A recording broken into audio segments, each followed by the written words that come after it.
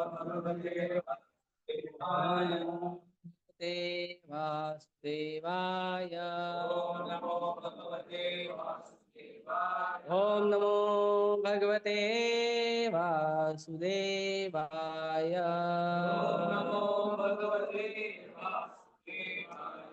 ओम ज्ञानतिमिरान्धस्य ज्ञानाञ्जनशलाकया चक्षुरुन्मिलितं येन तस्मै श्रीगुरुवे नमः।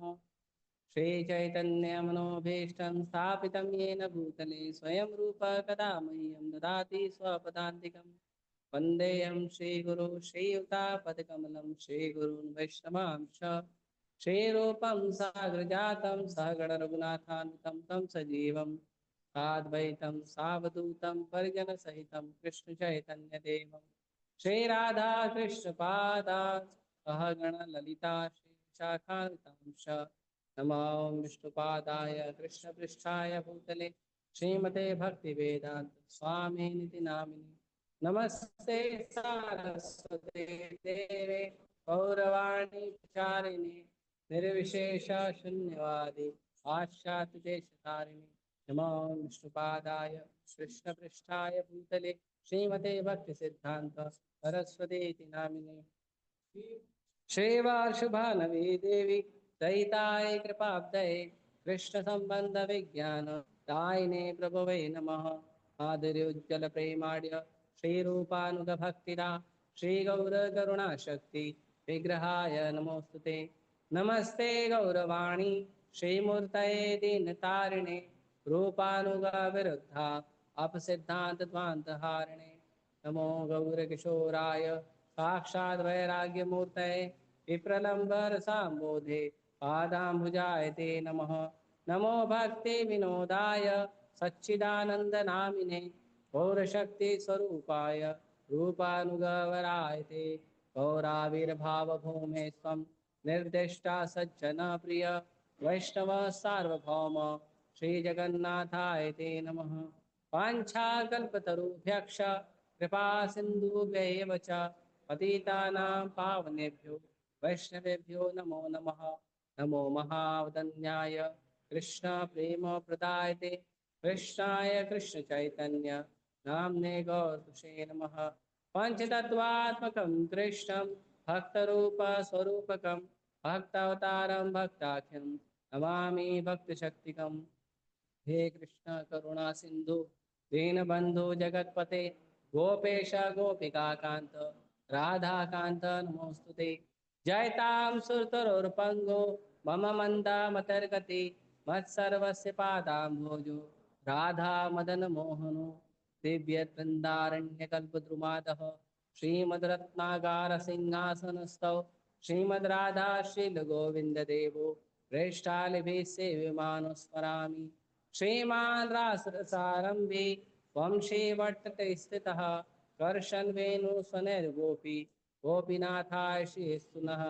तप्तकाञ्चन गौराङ्गी राधे वृन्दावनेश्वरी वृषभानुसुते देवी प्रणमामि हरिप्रिये। जय श्री कृष्ण चैतन्य प्रभु नित्यानंद श्री अद्वैत गदाधर श्रीवासादि गौर भक्तवृंद। हरे कृष्णा कृष्णा कृष्णा हरे हरे हरे राम राम राम।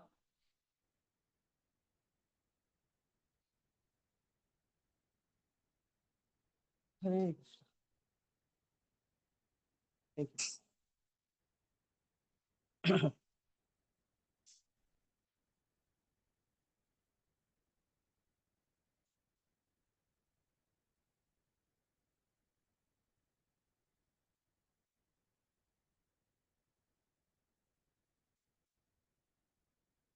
हरे कृष्णा। तो आज हम करेंगे अमेरिका की यात्रा। आप लोग में से कौन कौन अमेरिका गया है? कोई नहीं गया है? मैं भी नहीं गया।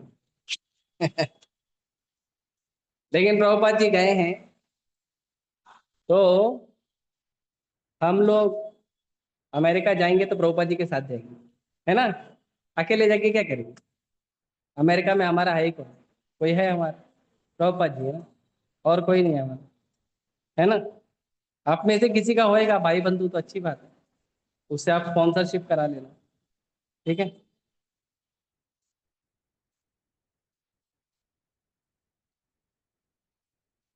हरी हरी।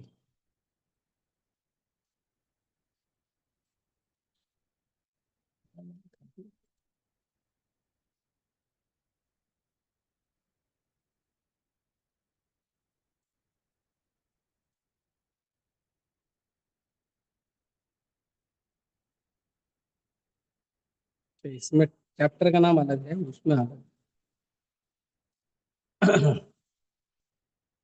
और बाद में हम वो वैष्णव गीत गाएंगे जो प्रभुपाद जी ने अमेरिका में लिखा था, अमेरिका में पहुंचने के बाद तुरंत लिखा था, ताकि हमको पता चले कि प्रभुपाद जी अमेरिका जाके करने कर क्या रहे।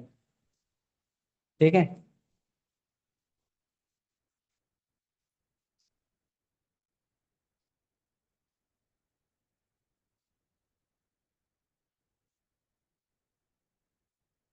तो श्रील प्रभुपाद जी जस्ट अमेरिका जाने के कुछ समय पहले प्रभुपाद जी जो हैं वो अ, बहुत प्रयास कर रहे थे। प्रभुपाद जी को जो भी व्यक्ति मिलता था, प्रभुपाद जी उस हर व्यक्ति से दो ही चीज मांगते थे। एक वस्तु मांगते थे प्रभुपाद जी कि आप मुझे सहायता करो पुस्तक को छपाने में और पुस्तक को बांटने में, और उसमें भी स्पेशली श्रीमद् भागवतम। प्रभुपाद जी भागवतम छपाने के लिए बहुत जोर दिए थे। तो दो पुस्त तो प्रभुपाद जी भागवतम का तीन जो है फर्स्ट कैंटो, पहले स्कंद का तीन भाग अलग अलग करके छापे थे। और दूसरा प्रभुपाद जी लोगों को निवेदन करते थे कि आप मुझे सहायता करो, मुझे अमेरिका जाना है। तो प्रभुपाद जी के गुरु महाराज भक्ति सिद्धांत महाराज ने उनको ये दो आदेश दिए थे, अमेरिका जाने का नहीं, पर अंग्रेजी भाषा में प्रचार करने का प्रभुपाद जी को आदेश दिया था। जब प्रभुपाद जी 1922 में भक्ति सिद्धांत महाराज से कलकत्ता में उल्टा डांगा नाम के भक्ति सिद्धांत महाराज के गौड़ीय मठ में मिले थे। अभी आप लोग वहाँ जा सकते हैं, अब वो जगह इस्कॉन की हो गई है। और वहाँ पे बहुत सुंदर बनाया है, भक्ति सिद्धांत महाराज का पर्सनल क्वार्टर बनाया है। जहाँ प्रभुपाद जी भक्ति सिद्धांत महाराज से मिले थे, वहाँ पे भक्ति सिद्धांत महाराज और प्रभुपाद जी का सुंदर विग्रह बनाया है, किस तरह से वो बात कर रहे थे। और बहुत सुंदर वो जगह को भी बनाया है। तो वहाँ पे कुछ भक्त भी हैं इस्कॉन के जो सेवा करते हैं। हम लोग गए थे, प्रभुपाद जी की कृपा से वहाँ का महाप्रसाद भी मिला, वो भी खा लिया हम लोग ने। तो उल्टा डांगा में प्रभुपाद जी को उनका एक फ्रेंड लेके गया था। और वो मित्र जब प्रभुपाद जी को लेके गया, और प्रभुपाद जी ने जब बैठने के पहले जो अ, भक्ति सिद्धांत महाराज है उनको प्रणाम करने के बाद बैठते हैं जनरली। कभी भी हम लेक्चर में आते हैं तो पहले लेक्चर देने वाले व्यास पीठ को प्रणाम करते हैं, लेक्चर देने वाले को नहीं करते हैं। इसको व्यास पीठ बोलते हैं। जिस पर बैठ के लेक्चर देते हैं वो व्यास देव का रिप्रेजेंटेटिव होता है। अभी यहाँ पे तो कुर्सी पे बैठे हैं, मंदिर में आप देखेंगे व्यास आसन होता है। वो व्यास आसन जो है व्यास देव जी का गद्दी है, या व्यास देव जी का रिप्रेजेंटेशन है, उनका प्रतिनिधि है। तो जो लेक्चर देने वाला होता है, जिस समय वो लेक्चर दे रहा होता है उस समय भगवान आदि गुरु भगवान श्री कृष्ण के साहित्य अवतार व्यास देव जी को वो रिप्रेजेंट करता है। इसीलिए भले लेक्चरर हमको पसंद हो या नहीं हो, हमको लेक्चर सुनने जाना चाहिए। कभी कभी मुझे ये शिकायत मिलती है कि मुझे नहीं, कई बार ये शिकायत होती ही है कि जो हमारे पसंद का लेक्चर देने वाला हो तो हम जाएं।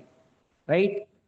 हमारे पसंद का हो या नहीं हो, जो भी व्यक्ति लेक्चर देगा वो कृष्ण कथा ही बोलेगा ना। तो हमें कृष्ण कथा की रुचि के लिए जाना चाहिए।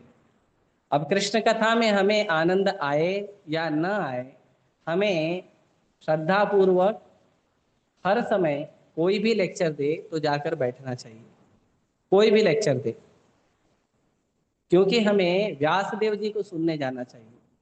तो जो भी व्यक्ति वहां बैठता है वो व्यास देव जी का प्रतिनिधि करता है। है ना।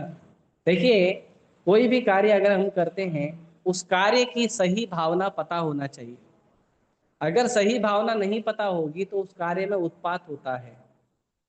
जैसे उदाहरण के लिए, डॉक्टर का प्रोफेशन लोग क्यों चुनते हैं, क्यों डॉक्टर बनना चाहते हैं? क्योंकि डॉक्टर में प्रोफेशन में पैसा ज़्यादा है, इसके लिए डॉक्टर बनते हैं।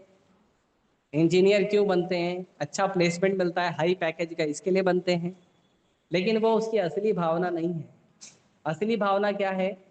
डॉक्टर बनना चाहिए समाज का सेवा करने के लिए, कि समाज में लोग निरोगी रहें।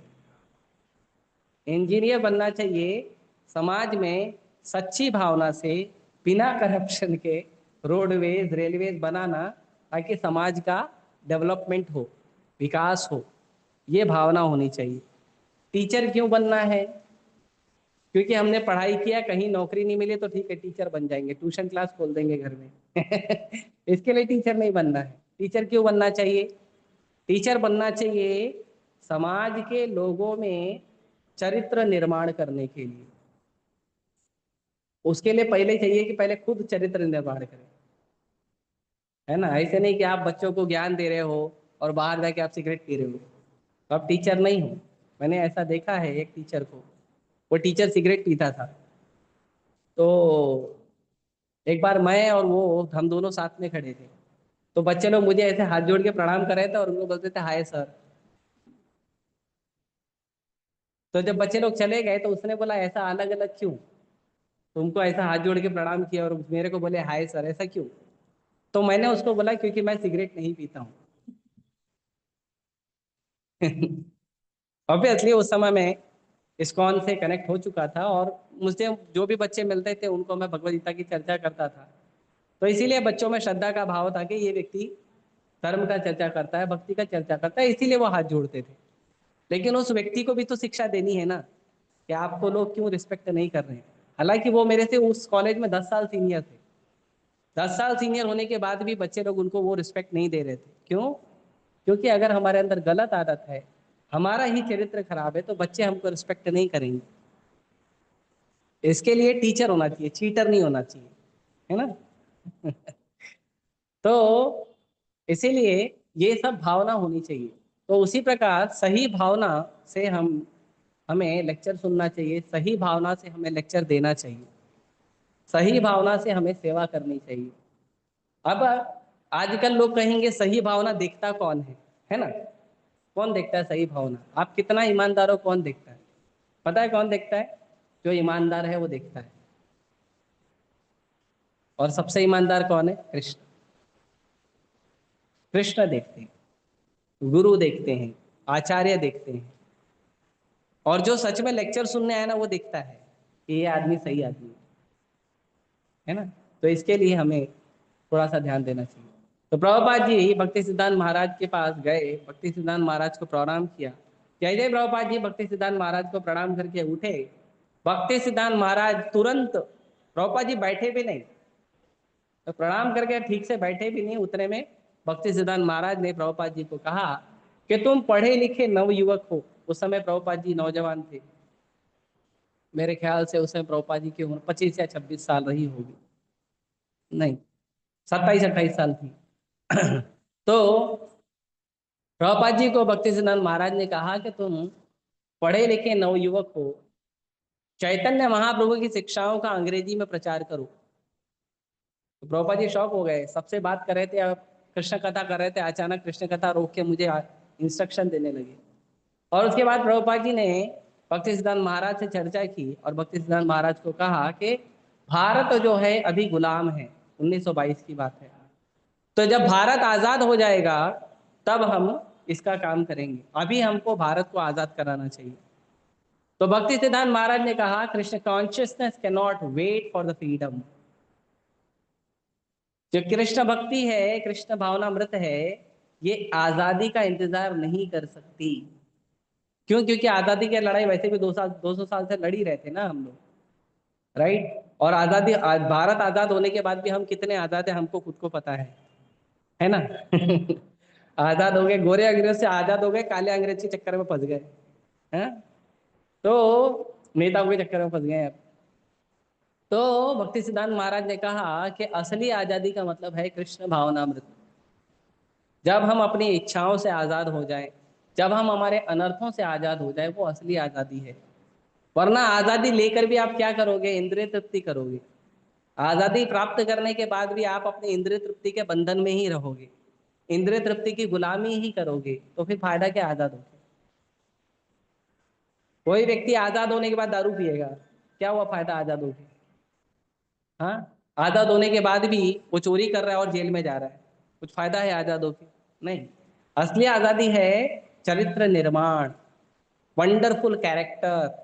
असली आजादी वो है। तो असली आजादी हमें असली कैरेक्टर में होनी चाहिए, हमारे हृदय में अनर्थ कम होने चाहिए। तो ये असली आजादी है। तो भक्ति सिद्धांत महाराज की बात से जो अभय चरण, उस समय प्रभुपाद जी का नाम था अभय चरण, उनको अभय बाबू वो कहते थे। तो प्रभुपाद जी उस बात से सहमत हुए और प्रभुपाद जी ने अपने मित्र को कहा कि मैं बहुत खुश हूँ भक्ति सिद्धांत महाराज से मिलके, और मैंने उनको गुरु स्वीकार कर लिया है। और मैं बहुत खुश हूँ कि चैतन्य महाप्रभु का जो आंदोलन है, कृष्ण भावनामृत या कृष्ण कॉन्शियसनेस, ये जो आंदोलन है ये सही हाथों में है। तो प्रभुपाद जी बड़े प्रसन्न हुए थे। तो प्रभुपाद जी को ये एक आदेश मिला था 1922 में। दूसरा आदेश प्रभुपाद जी को 1932 में मिला था, जब प्रभुपाद जी गए थे भक्ति सिद्धांत महाराज से मिलने। कहाँ पे? वृंदावन में। वृंदावन की ब्रजमंडल परिक्रमा भक्ति सिद्धांत महाराज करवा रहे थे। तो उस परिक्रमा के समय वहाँ पे प्रभुपाद जी को पता चला कि भक्ति सिद्धांत महाराज हैं, तो वो मिलने गए थे अपने छोटे से बेटे के साथ। तो जब प्रभुपाद जी उनसे मिलने गए तो राधा कुंड पे प्रभुपाद जी को भक्ति सिद्धांत महाराज ने एक और आदेश दिया था। और प्रभुपाद जी को उन्होंने कहा था कि जब भी आपके पास धन प्राप्त हो तब आप ग्रंथों को छापना अंग्रेजी भाषा में। तो ये दो आदेश प्रभुपाद जी को उनके गुरु महाराज ने दिया था, एक अंग्रेजी भाषा में प्रचार करना और एक ग्रंथों को छापना और उनको बांटना। और इस आदेश को अपने हृदय में धारण करते हुए श्रील प्रभुपाद जी ने 1944 1944 में प्रभुपाद जी ने back to Godhead magazine, back to Godhead newspaper शुरू किया। बाद में उसको back to Godhead magazine में कन्वर्ट किया। तो back to Godhead newspaper के नाम से प्रभुपाद जी ग्रंथों को छापते थे और लोगों को बांटते थे, और अकेले बांटते थे, अकेले लिखते थे, पेपर मंगाते थे, उस पेपर को लेके प्रेस पे जाते थे, वो प्रेस में छपता था, फिर प्रभुपाद जी उसका प्रूफ रीडिंग करते थे, फिर फाइनल छपता था, फिर प्रभुपाद जी उसको लेके खुद ही अकेले अलग अलग जगह पे, खास करके दिल्ली की सड़कों पे प्रभुपाद जी उसको ले जाके एक एक व्यक्ति को ले जाके बांटते थे, और भारतीय लोग नहीं लेते।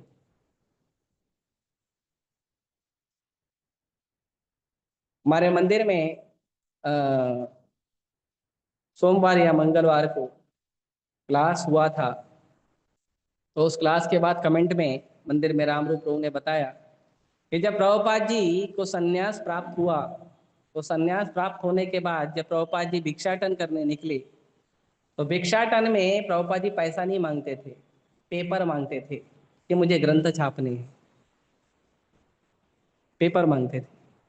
ऐसे तो जनरली लोग भिक्षा मांगते हैं, पैसा दे दो। प्रभुपाद जी पेपर मांगते थे, क्योंकि पहले के समय जब देश आज़ाद नहीं हुआ था, तब पेपर के ऊपर भी कंट्रोल था, पेपर नहीं दिया जाता था। क्योंकि भारत के जो क्रांतिकारी लोग थे वो क्या करते थे, वो पेपर के ऊपर पैम्पलेट पैम्पलेट छाप के उसको, उस पे क्रांति का संदेश लिख के लोगों को बांट देते थे।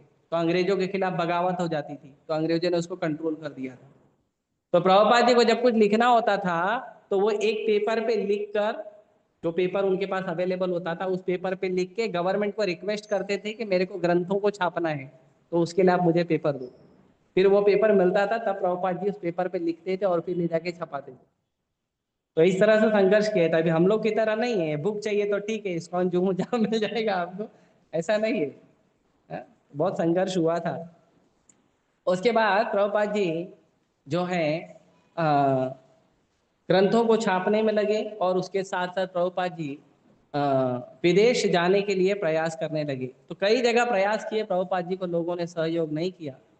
फाइनली प्रभुपाद जी को एक माता जी जो सिंधिया कंपनी की मालिक थी, सिंधिया जो सिंधिया बड़े रईस लोग होते हैं, तो सिंधिया कंपनी की मालिक थी। वो सिंधिया जो है वो कार्गो शिप, जो मालवाहक पानी का जहाज होता है ना, वो मालवाहक पानी का जहाज यहाँ यहाँ से अमेरिका, लंदन या विदेशों में पानी का वो विदेशों में जो भारत से जो सामान है उधर भेजना या उधर से सामान इधर भेजना, है ना, मालवाहक जहाज था। उसकी मालकिन थी।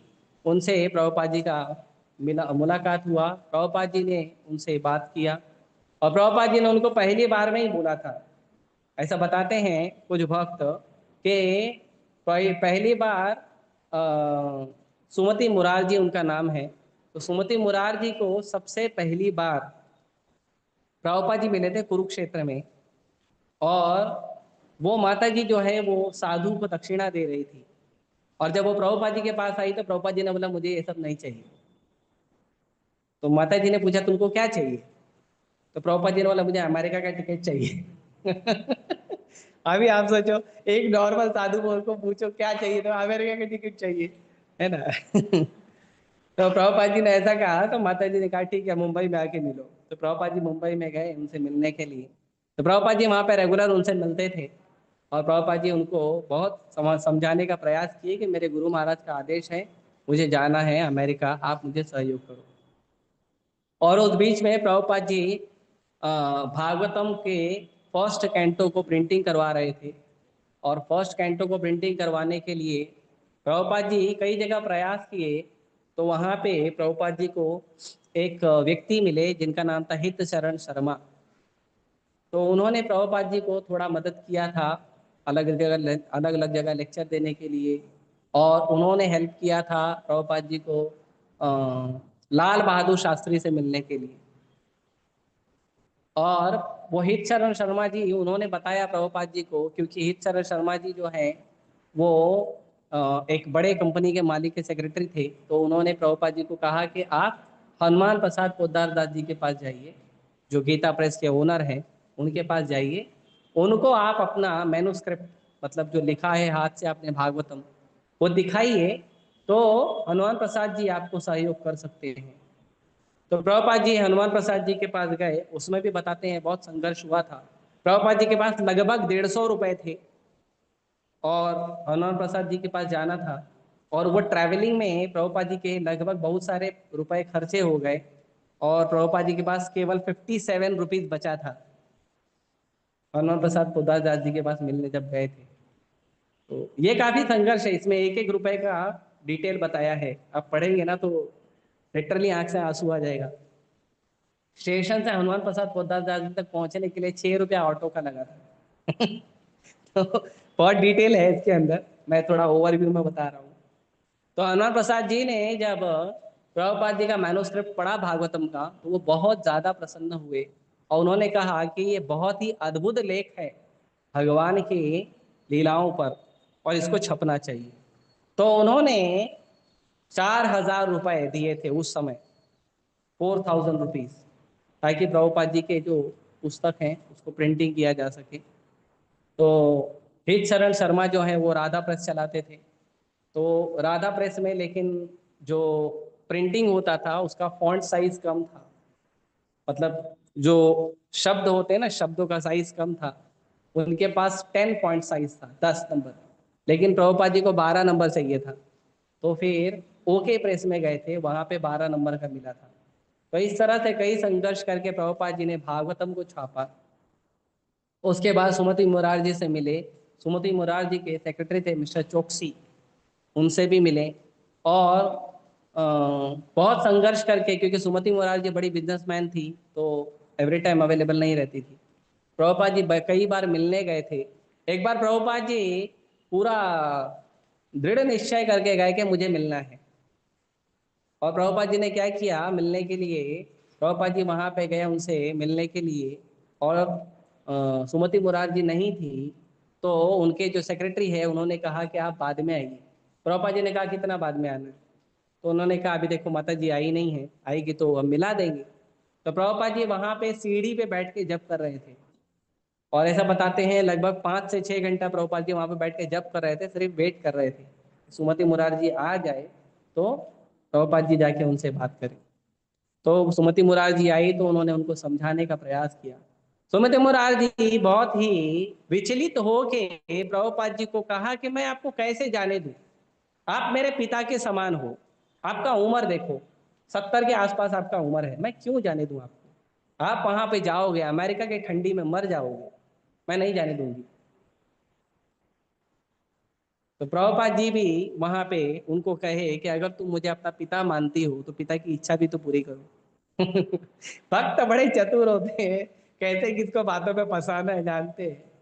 तो काफी बातचीत के बाद सुमति मुरारजी मान गई, और उन्होंने एक टिकट जो है वो प्रभुपाद जी के लिए विद फैसिलिटी, टिकट जो है प्रभुपाद जी के लिए उन्होंने अवेलेबल कराया। 13 अगस्त 13 अगस्त 1965 का टिकट था, और प्रभुपाद जी के लिए उन्होंने अवेलेबल कराया।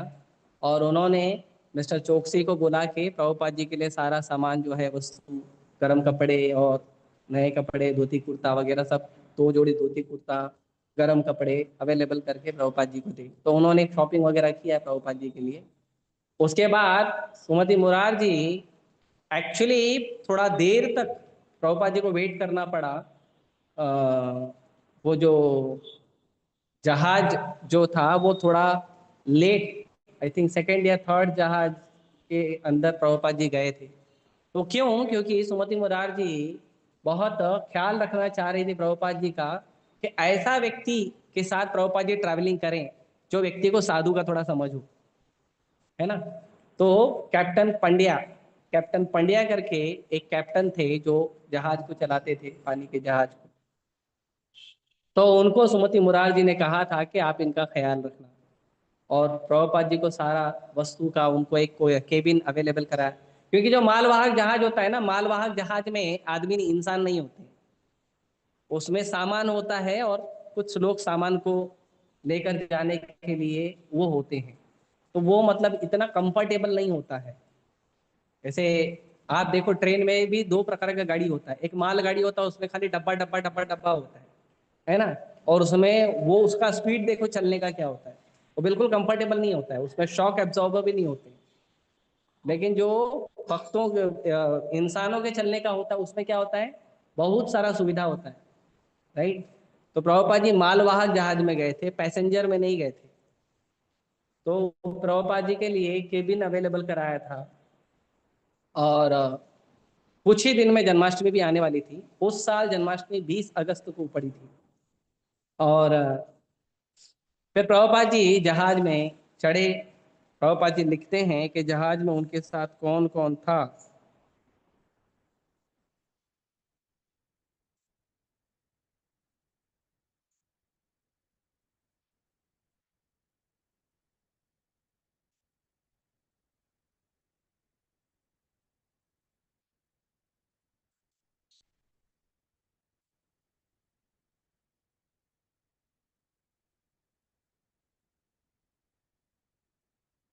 प्रभुपाद जी को जाने के पहले अमेरिका में एक व्यक्ति थे प्रभुपाद जी के मित्र, मिस्टर भट्टाचार्य।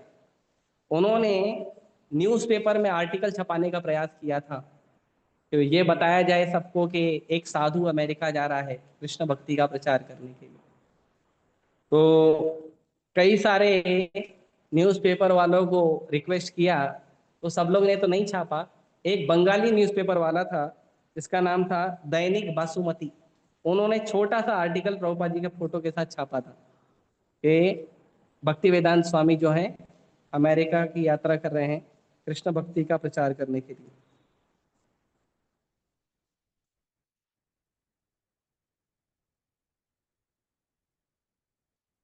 और प्रभुपाद जी जब जा रहे थे कोर्ट में,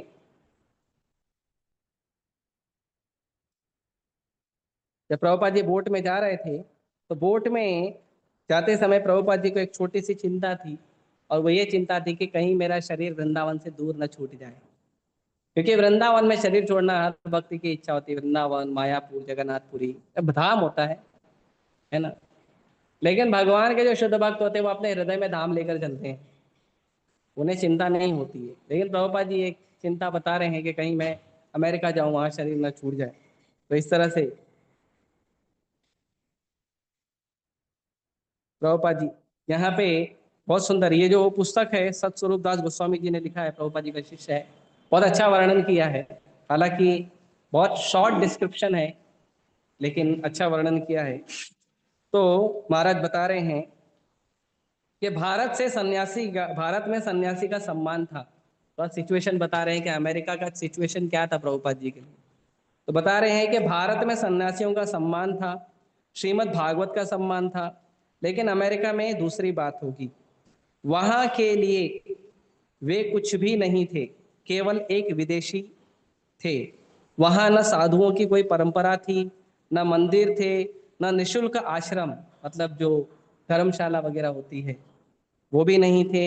लेकिन जब उन्हें उन पुस्तकों का ध्यान आता जो वो ले जा रहे थे, जिनमें अंग्रेजी भाषा में दिव्य ज्ञान भरा था, तो उनमें आत्मविश्वास जाग उठता। अमेरिका में जब वे किसी से मिलेंगे तो उसे श्रीमद् भागवत, भारत का शांति और सद्भावना का संदेश नामक सूचक पत्र भेंट करेंगे। तो प्रभुपाद जी के पास ना पैसा था, ना प्रभुपाद जी विदेश में जा रहे हैं तो वहाँ पे मंदिर है। अभी जैसे हम लोग जाएंगे कभी धाम घूमने जाएंगे तो हम लोग पहले ही पूछते हैं प्रभु जी वहाँ पे आश्रम में रुकेंगे कि नहीं, प्रभु जी प्रसाद का सुविधा होएगा कि नहीं, अच्छा मैं थोड़ा बीमार हूँ तो मेरे लिए अलग प्रसाद मिलेगा कि नहीं, है ना। सब सब पूछते हैं। ट्रैवलिंग कैसे होएगा, पैदल तो ज्यादा नहीं चलाओगे ना, 5-6 किलोमीटर। गिरिराज की परिक्रमा छोड़ के बाकी तरफ पैदल नहीं चलाना हमको, है ना।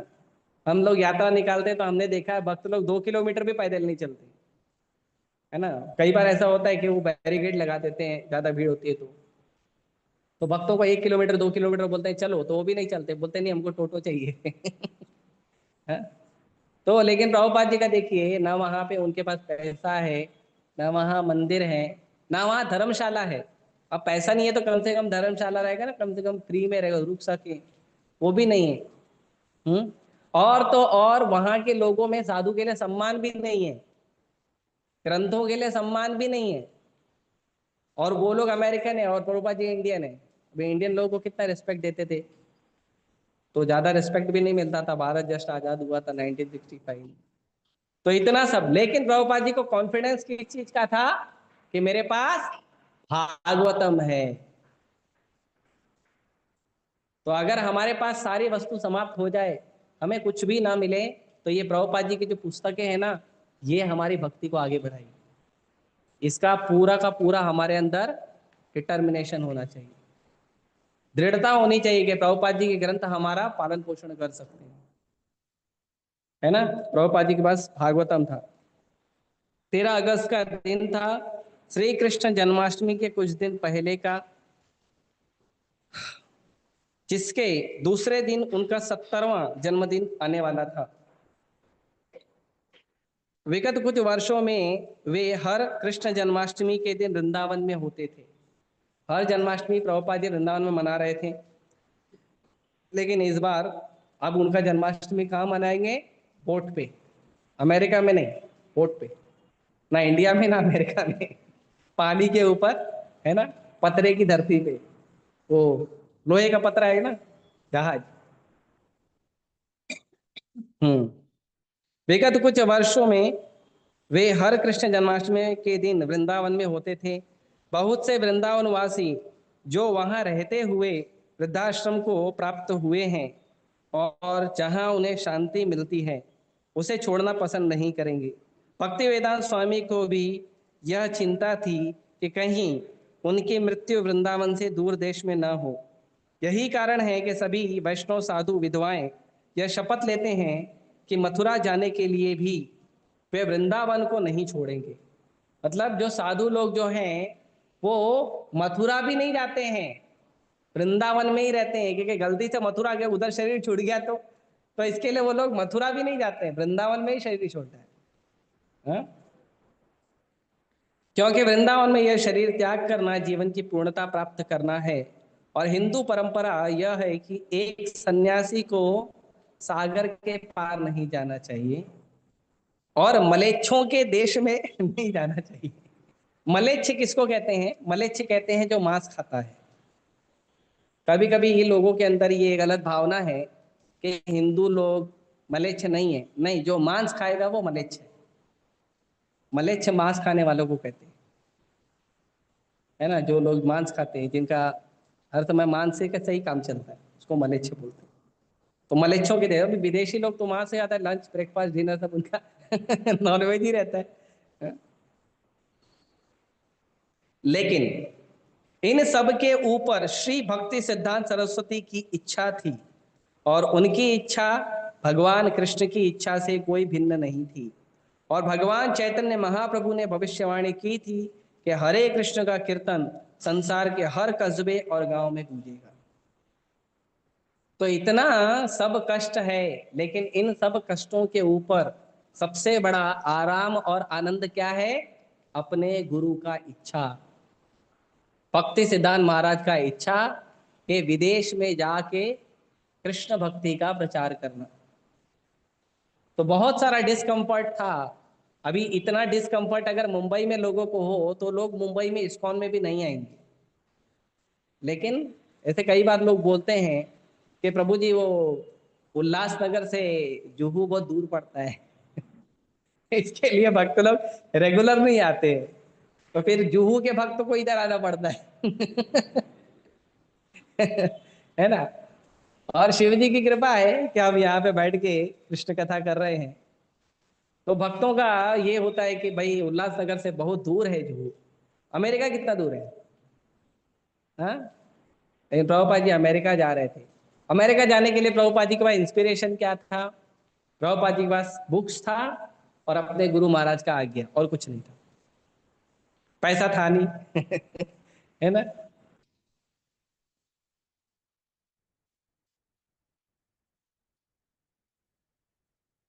तो प्रभुपाद जी के पास कुछ सामान था, जरूरी सामान था प्रभुपाद जी के पास, जैसे यात्री टिकट, पासपोर्ट, प्रवेश पत्र, पी फॉर्म। एक पी फॉर्म भी देना पड़ता है उसमें, उसके लिए भी प्रभुपाद जी को बहुत संघर्ष करना पड़ा था। जो एसबीआई वाले हैं वो परेशान किए थे प्रभुपाद जी को, बैंक वालों ने। हम्म। और जमींदार का पता, जमींदार मतलब जो वहां पे रहता है, किसके घर में रुकेंगे बताना पड़ता है। अभी इंडिया में तो चलो ठीक है, चलो कहीं भी चलेंगे, घूम के आएंगे। वहां बताना पड़ता है कि आप हमारे देश में आओगे तो कहाँ रुकोगे, वो भी बताना पड़ता है।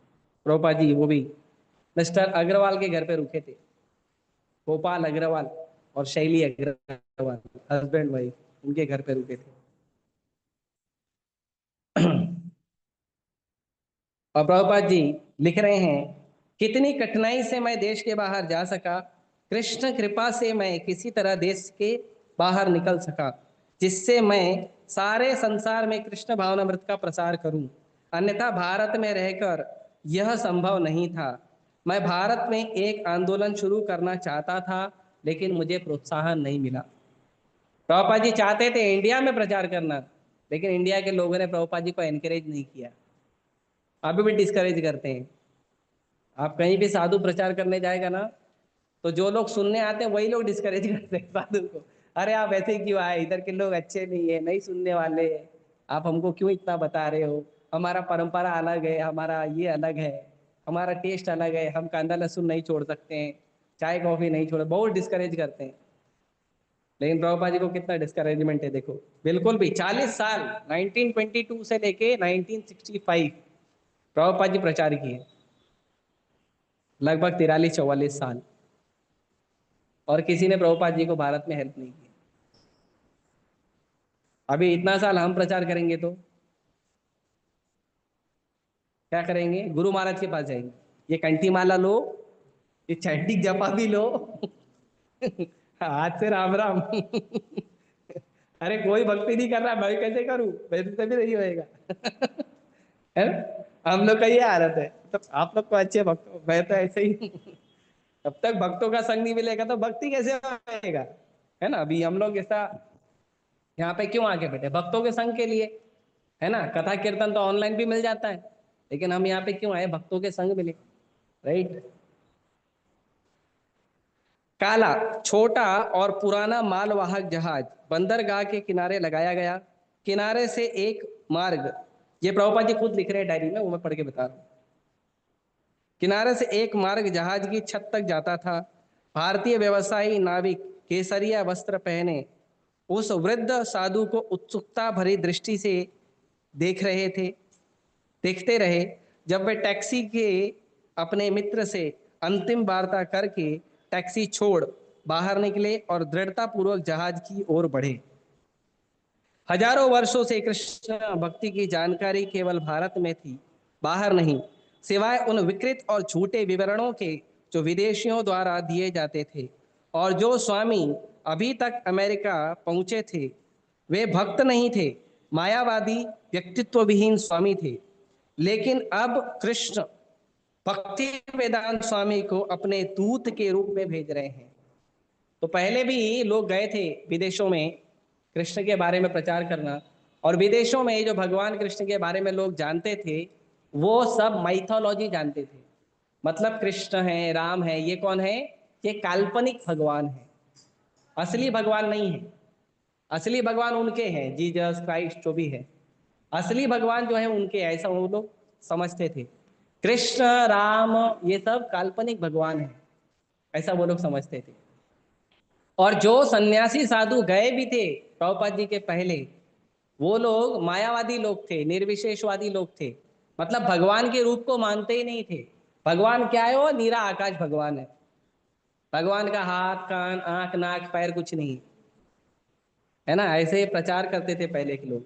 अभी आप सोचो ऐसी जगह पे आपको भेजा जाओ प्रचार करो, क्या करोगे? आपको पता चलेगा तो क्या करोगे? ठीक है प्रभु जी, जाके अपना तो चैंटिंग करूंगा बाकी मालूम नहीं प्रचार होएगा कि नहीं हाँ? है ना। मिस्टर भट्टाचार्य लिख रहे हैं, वे अकेले थे, एकाकी योद्धा। जब वे रवाना हुए उस समय बंदरगाह पर उन्हें विदा देने के लिए कोई नहीं था, न मित्र, न समर्थक, न शिष्य, कोई नहीं। यदि आप मेरा नाम भी लें तो मैं उनका शिष्य नहीं था। मिस्टर भट्टाचार्य गए थे, मैं किसी अन्य का शिष्य था, इसलिए मैं उनका अनुयायी नहीं था। लेकिन प्रेम में सहभागी होने के कारण मेरे मन में उनके लिए बड़ा सम्मान था, इसलिए मैं अकेला व्यक्ति था जो उन्हें विदा देने के लिए किनारे पर खड़ा था। मेरे साथ कोई नहीं था, मैं नहीं जान सकता था कि यह इतनी महत्वपूर्ण वस्तु है। तो इतना इम्पोर्टेंट काम है, और प्रभुपाद जी एक बूढ़े शरीर में अमेरिका जा रहे हैं इतने इम्पोर्टेंट काम करने के लिए, ये भट्टाचार्य ने सोचा नहीं था। लेकिन वो थे वहाँ पे। हालांकि कुछ और भी लोग आए थे। कैप्टन पंड्या तो प्रभुपाद जी के साथ ही थे। प्रभुपाद जी का एक सबसे छोटा बेटा आया था वृंदावन नाम का, प्रभुपाद जी को छोड़ने के लिए। तो इस तरह से प्रभुपाद जी को कुछ लोगों ने वहाँ पे छोड़ा, और अब प्रभुपाद जी जो है वो सवार हो गए हैं जलदूत में, पानी के जहाज में। ठीक है।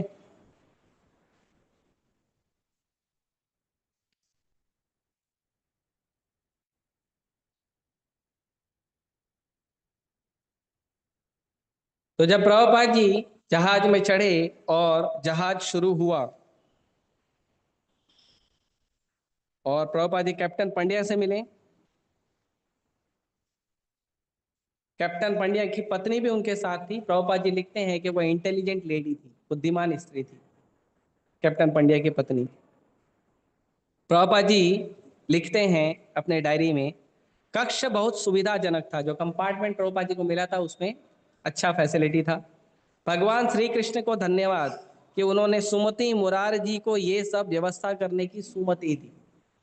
सुमति मुरार जी का सच में सुमति मिल गया था प्रभुपाद जी को सहयोग करने के लिए। तो भगवान को धन्यवाद कर रहे हैं। मुझे सब तरह का आराम है, किंतु 14 अगस्त को प्रभुपाद जी लिखते हैं, समुद्र की बीमारी, सिर चकराना, उल्टी, बंगाल की खाड़ी, भारी वर्षा और अधिक बीमारी। 13 तारीख को प्रभुपाद जी चढ़े और 14 तारीख को प्रभुपाद जी को ये सब इशू हो गया। सी सिकनेस, समुद्र की बीमारी। समुद्र खारा होता है, उसमें सिंपल पानी नहीं होता है, तो उसमें जो हवा भी होती है वो खारी होती है, नमकीन हवा होती है। और समुद्र जो है ना ऐसे हिलोरे मारता है ना। आप लोग कभी गए होंगे पानी के बोट में, ट्रैवलिंग किए होंगी। नहीं तो हम लोग मायापुर जा रहे हैं, चलो आपको थोड़ा गंगा घुमा लाते हैं। गंगा में थोड़ा सा छोटा बोट पे आपको तैरेंगे हम लोग। तो वो था। फिर प्रभुपाद जी को उल्टी हुआ और बहुत बारिश हो रहा था। अभी हम लोग ट्रेन ऑटो ऑटो से आते हैं, बारिश होता तो कैसा लगता है ना। और वहां पे तो सिर्फ नीचे भी पानी, ऊपर भी पानी, बाजू में भी पानी। हाँ? है ना। डर भी लगता है, कभी कभी बारिश तेज आती है और समुद्र में बाढ़ आ जाती है तो डर भी लगता है। क्योंकि इतने बड़े समुद्र में जो बड़ी जहाज होती है ना, वो एकदम, वो माचिस का डिब्बी होता है ना छोटा पेपर का, देखा है, उसके जैसा होता है, कभी भी डुब हो गया, हरी बोल। और टाइटैनिक का यही हुआ था। टाइटैनिक है ना, वो टाइटैनिक बनाने वाले ने चैलेंज किया था। जब टाइटैनिक निकलने वाला था, आई थिंक 1912, जब वो निकलने वाला था, तो बनाने वाले ने चैलेंज किया था, ऐसा जहाज बनाया हूं भगवान भी नहीं डुबा सकता। तो कृष्णा बोले ओके, चैलेंज एक्सेप्टेड। और 20-22 दिन कुछ हुआ था, 20-22 दिन कुछ हुआ था। अब मुझे पता नहीं, मैंने देखा नहीं मूवी, किसी ने देखा होगा तो मालूम होगा। उसके बाद उसमें हरी बोल हो गया। बहुत सारे लोग मर गए थे। 19 अगस्त को जब जहाज सिलोन श्रीलंका कि कोलंबो बंदरगाह में पहुंचा, तो प्रभुपाद को समुद्री बीमारी से राहत मिली। कप्तान उन्हें तट पर लेके गए, उन्होंने कार द्वारा कोलंबो के चारों ओर चक्कर लगाया। तब जहाज के पश्चिमी तट पर स्थित कोचीन की ओर बढ़ा। उस साल भगवान कृष्ण के उद्भव दिवस जन्माष्टमी का पर्व 20 अगस्त को पड़ा। प्रभुपाद जी ने उस अवसर का लाभ उठाकर नाविकों को भगवान कृष्ण के दर्शन के बारे में बताया और जो प्रसाद उन्होंने अपने लिए बनाया था उसे उनके बीच वितरित किया। देखो ये भक्त का भाव है। ट्रैवलिंग कर रहे हैं, जन्माष्टमी आ गया, चलो जन्माष्टमी मनाइए। तो प्रभुपाद जी ने लेक्चर दिया वहां पे, खुद कुकिंग किया और लोगों को प्रसाद खिलाया। ये भक्तों का भाव है। इसके लिए भक्तों को हमेशा भक्ति के मूड में रहना चाहिए, हमेशा भक्ति के मूड में। हमारा फेस्टिवल आ गया, हम फेस्टिवल मनाएंगे, है ना। दुनिया क्या कर रही है उससे हमको लेना देना नहीं। जैसे बहुत सारे आविर्भाव दिवस, तिरोभाव दिवस आते हैं ना, सब लोग अपने मोबाइल में वैष्णव कैलेंडर डाउनलोड करके रखो, उसमें अलर्ट डाल के रखो। तो एवरी डे कौन सा वैष्णव का आविर्भाव आ रहा है, तिरोभाव आ रहा है, भगवान का आविर्भाव आ रहा है, जितना भी फेस्टिवल आता है वो सारे फेस्टिवल हमको पता चलेंगे। फिर उसके बारे में हमको क्या करना चाहिए, उसके बारे में हमको सुनना चाहिए, भक्तों से सुनना चाहिए। यूट्यूब पे कई सारे लेक्चर हैं प्रभुपाद के, महाराज के, उसके बारे में हमको सुनना चाहिए। फेस्टिवल सेलिब्रेट करने का सबसे अच्छा तरीका है उस फेस्टिवल के बारे में सुनना। कोई भक्त का आविर्भाव दिवस है, कोई भक्त का तिरोभाव है, तो उस भक्त के बारे में उनका गुणगान सुनना, ये सबसे अच्छा तरीका है। और अगर आप ऐसा करोगे, हर 2 दिन 4 दिन 1 हफ्ते के अंदर एक न एक आचार्यों का आविर्भाव तिरोभाव आएगा, और आप उस भक्त के बारे में लेक्चर सुनोगे या उस भक्त के बारे में पढ़ोगे, तो हमारा चेतना धीरे धीरे कृष्णमय होगा। जैसे लोग देखते हैं ना, इसका आज हमारे बॉलीवुड स्टार का बर्थडे है, तो उसके बारे में थोड़ा न्यूज़ चैनल चालू हो जाता है। फिर कोई एक्ट्रेस का बर्थडे है, फिर कोई क्रिकेट स्टार का बर्थडे है, फिर कोई फुटबॉल स्टार का बर्थडे है, तो क्या होता है, वो न्यूज़ पे वही चैनल पे चलते रहता है ना। कोई मर गया, कोई स्टार मर गया, है ना, कोई पहले स्टार था मर गया, और वो स्टार के बारे में फिर वो उसके बारे में न्यूज़ वाले चलाते हैं। तो इससे वो भौतिक चेतना बनती है लोगों। तो हमको भी क्या करना चाहिए, जन्माष्टमी आया तो भगवान के बारे में 1 हफ्ता 15 दिन से ही हमको कृष्णा बुक रीडिंग शुरू कर देना चाहिए। गौर पूर्णिमा आ रहा है, 1 हफ्ता 15 दिन पहले से हमको चैतन्य चरितमृत पढ़ना शुरू कर देना चाहिए। तो ये सब चीज है ना, हमको पढ़ना चाहिए। राधा रानी का बर्थडे आ रहा है तो राधा रानी के बारे में लेक्चर्स में सुनना चाहिए। राम नवमी आ रहा है तो रामायण पढ़ना चाहिए। सीता नवमी आ रहा है तो रामायण पढ़ना चाहिए, है ना। हनुमान जयंती आ रही है तो हनुमान जी के बारे में सुनना पढ़ना चाहिए। शिवरात्रि आ रही है तो शिव जी के बारे में सुनना चाहिए। गणेश चतुर्थी आ रही है तो गणेश जी के बारे में सुनना चाहिए। ये सब करना चाहिए हमको। ये संसार के जो कठपुतली लोग हैं, इन लोगों का लीला सुन के क्या होगा, आपका बुद्धि भौतिक हो जाएगा। आप कितना भी हरे कृष्णा करो, वो पूरा आपके माला में खाली उंगली के ऊपर माला घूमेगा। और जीभ के ऊपर हरे कृष्णा। आपके बुद्धि के अंदर क्या घूमेगा पता है? गाड़ी बंगला, इसने वो किया, उसने वो किया, वो अच्छा है, वो बुरा है, वो नालायक है, उसने गाली दिया था, उसने प्रेम से बोला था, ये सब चलेगा बुद्धि में। तो बुद्धि को कृष्णमय बनाने के लिए हमेशा रेडी रहो। What ever time, what ever situation I am getting, I should spend only for Krishna. बाकी करो, आपका पढ़ाई करो, लिखाई करो, जॉब करो, बिजनेस करो, मना नहीं है, लेकिन स्पेशल टाइम निकालो, स्पेशल जितने भी दिन है उस दिन कृष्ण और कृष्ण के भक्तों के बारे में सुनो, पढ़ो, लिखो, लोगों को बताओ। ये करना चाहिए। अब लोगों को थोड़ी पता है प्रभुपाद जी का बर्थडे कब आता है? किसी को पता है प्रभुपाद जी का बर्थडे कब आता है? जन्माष्टमी के दूसरे दिन, जिस दिन लोग दही अंडी फोड़ते हैं ना, प्रभुपाद जी का बर्थडे आता है, नंदोत्सव। तो लोगों को बताओ आज प्रभुपाद जी का बर्थडे है। प्रभुपाद कौन है? हमारे संस्था के आचार्य हैं, बताना चाहिए। तो ऐसे ना हर व्यक्ति को प्रचार करो, जन्माष्टमी क्या है, राधा अष्टमी क्या है, हर व्यक्ति को बताना चाहिए। लोगों को जन्माष्टमी मालूम है, राधा अष्टमी नहीं मालूम। लोगों को रामनवमी पता है, सीता नवमी नहीं मालूम, गौर पूर्णिमा नहीं मालूम, नित्यानंद त्रयोदशी नहीं मालूम, नरसिंह चतुर्दशी नहीं मालूम, वरा जयंती नहीं मालूम। लोग वरा जयंती मनाते हैं, वरा द्वादशी नहीं मनाते, पता है? वरा द्वादशी जो है एक्चुअली वरादेव जब प्रकट हुए, और एक वरा जयंती पता नहीं किसी कैलेंडर से निकाला उन लोगों ने, तो वो लोग वरा वरा जयंती मनाते हैं, वरा द्वादशी नहीं मनाते। परशुराम जयंती नहीं मालूम है लोगों को। तो ये हमको पता करना चाहिए और हमको मनाना चाहिए, हमको सेलिब्रेट करना चाहिए। कैसे सेलिब्रेट करना चाहिए? भगवान को फूल चढ़ाओ, नैवेद्य चढ़ाओ, स्पेशल भोग लगाओ, और उस दिन बैठ के भगवान के उस लीलाओं के बारे में सुनो। जिस भक्त का आविर्भाव तिरोभाव है, उस भक्त के लीलाओं के बारे में सुनो, पढ़ो, और वो चेतना बनाओ पूरा दिन भर, और शाम को जाके प्रचार करो। अगर विरोधी लोग हैं समाज में, उनको प्रचार नहीं कर सकते, तो लाइक माइंडेड लोगों को प्रचार करो। जो भक्त को आप जानते हो उसको फोन करके बात करो, आपको पता है आज सीता नवमी है, आपको पता है आज प्रभुपाद अपीयरेंस डे है, उससे चर्चा करो। ये सब करना चाहिए, ऐसे कृष्ण चेतना जल्दी बढ़ती। प्रभुपाद जी देखो बोट पे हैं, अभी उधर तो कुछ नहीं है, कैसे मनाएंगे जन्माष्टमी? अभी आप लोग ट्रैवलिंग कर रहे हो, तो आप लोग जन्माष्टमी कैसे मनाओगे? प्रभु जी हमारे पास राधा कृष्ण के विग्रह नहीं है। अभी हम लोग उल्लासनगर होते तो हम लोग अभिषेक करते थे, फेस्टिवल मनाते, लेकिन भी ट्रैवलिंग कर रहे, क्या करें? तो क्या करना है? मोबाइल खोलना है, उसके अंदर कृष्णा बुक खोलना है, उसको पढ़ना है, चैप्टर नंबर 1 2 3। और जो आपके पास प्रसाद है वो आपको भी खाना है और अपने आसपास लोगों को बांटना है। आज जन्माष्टमी है, प्रसाद खाओ। गीता भागवत लेके जाओ, उसको डिस्ट्रीब्यूट करो, वितरण करो। आज जन्माष्टमी है, भगवत गीता लो, भगवान कृष्ण ने बोला है। लाइकवाइज हमको करना चाहिए, तब हमारा चेतना बनेगा। तो भक्त लोग पूछते हैं प्रभु जी भक्ति में आगे कैसे बढ़े? भक्ति में आगे बढ़ने के लिए भक्ति का चेतना बनाओ पहले, तब भक्ति में आगे बढ़ो। बिना चेतना बनाए नहीं, नहीं। देखो प्रभुपाद जी कैसे। ठीक है, आगे चलता हूँ, गाड़ी धीरे धीरे आगे जाएगी। जब हम पहुंच जाएंगे अमेरिका तो मैं रोक दूंगा।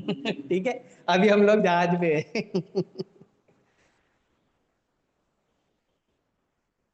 21 अगस्त उनका 70वां जन्मदिन था, जो बिना किसी रस्म के उन्होंने समुद्र पे मनाया। उस दिन जहाज कोचीन पहुंचा, और शिल प्रभुपाद के ट्रंक, जिसमें श्रीमद् भागवत की पुस्तकें भरी थी, और जो बंबई से भेजे गए थे, जहाज पे लादे गए। प्रभुपाद जी अलग चढ़े थे, और बुक अलग जगह से प्रभुपाद जी के पास पहुंचा था, कोचीन बंदरगाह पे, कोचीन पोर्ट पे पहुंचा था। 23 अगस्त को जहाज सागर पहुंच गया, जहां प्रभुपाद जी को बड़ी कठिनाई का सामना करना पड़ा। उन्होंने अपनी डायरी में लिखा, वर्षा समुद्री बीमारी, बारिश हो रही थी, समुद्र की बीमारी लगी, चक्कर आ रहा था, सिर दर्द हो रहा था, भूख का अभाव हो रहा था, और उल्टी आ रही थी। ये लक्षण बने रहे, किंतु उनकी बीमारी समुद्री बीमारी से कहीं अधिक थी। छाती के दर्द ने उन्हें लगा कि वे किसी भी क्षण मर सकते हैं। 2 दिन के अंदर उन्हें 2 बार दिल का दौरा पड़ा। 2 दिन में 2 बार heart attack, back to back. अभी हमको हार्ट अटैक होगा तो क्या होएगा? क्या करेंगे हम लोग? जहाज यू टर्न लो। है ना, इमरजेंसी लैंडिंग। राइट। पापा जी ने कुछ नहीं किया, भगवान को प्रार्थना कर रहे। 2 दिन के अंदर उन्हें 2 बार दिल का दौरा पड़ा। अपने मिशन के उद्देश्य का चिंतन करते हुए उन्होंने कष्ट सहन किया, किंतु 2 दिनों के गहरे दौरे के बाद उनके मन में आया कि यदि एक और दौरा पड़ा तो निश्चय ही वे नहीं बचेंगे। दूसरे दिन रात में प्रभुपाद जी ने एक स्वप्न देखा। भगवान कृष्ण अपने अनेक रूपों में एक नाव खे रहे हैं, मतलब नाव चला रहे हैं। भगवान खुद नाव लीड कर रहे हैं और उन्होंने प्रभुपाद से कहा कि उन्हें डरना नहीं चाहिए, अपितु आगे बढ़ते जाना चाहिए। प्रभुपाद को भगवान कृष्ण के संरक्षण की अनुभूति हुई और दिल के दौरे फिर नहीं पड़े, फिर दिल का दौरा नहीं पड़ा। जलदूत स्वेज नहर में 1 सितंबर को पहुंचा। 2 सितंबर को उसने पोर्ट सईद में लंगर डाला। शिल प्रभुपाद ने कप्तान के साथ नगर का परिक्रमण किया और कहा कि नगर उन्हें पसंद आया। प्रभुपाद जी को अच्छा लगा, जो स्वेज नहर नाम का जगह था वहां पहुंचे।